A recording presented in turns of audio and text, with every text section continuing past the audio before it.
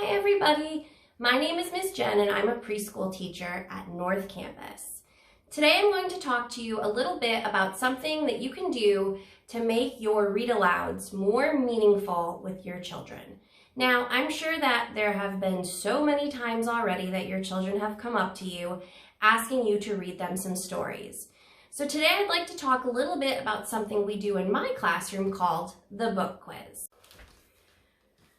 So I will pick up a book and the children will take a look at it, and then I will walk through and start touching parts of the book, and the children will call out what the parts of the book are. So it goes a little like this. I'll make this movement and the children will identify this is the front cover. Turn the book around, same movement, back cover. Turn the book this way, this movement, this is the spine. Now this is where things can differ a little bit. On this book, I'll take it and I'll knock on it. That lets the children know that this is a hardcover book. With a book that's not a hardcover book, I might hold it up and show them I can move it. They'll identify that this is a soft cover book. Then I'll remind them we don't bend books. I might have a book like this. I'll turn it to them and I'll show them that the pages are not made of paper. They'll tell me that this is a board book. Now let's go back to our original book. One of the things that we've been enjoying observing about different books is that sometimes hardcover books have a dust jacket. And we'll remember that this is to protect the book.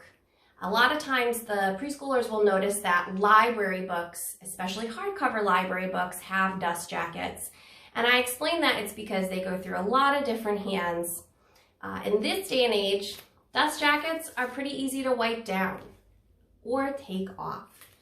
Sometimes the preschoolers will notice that this is a library book. Other times they'll notice that I have a hardcover book that doesn't have a dust jacket on it. Then I'll go and read the title, Who Will Plant a Tree? I'm making sure that as I read the words, I'm touching them, I'm tracking.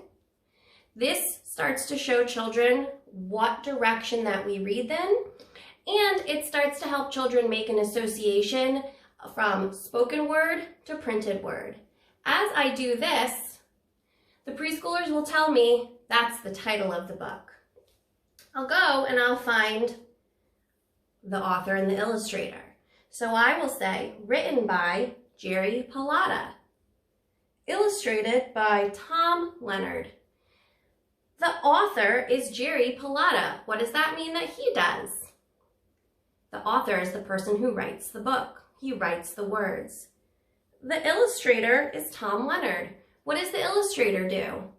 The illustrator is the person who draws, creates, paints the pictures. Sometimes we find that the illustrator of the book is the person who's taken the photographs. Then I'll open up the book to this page.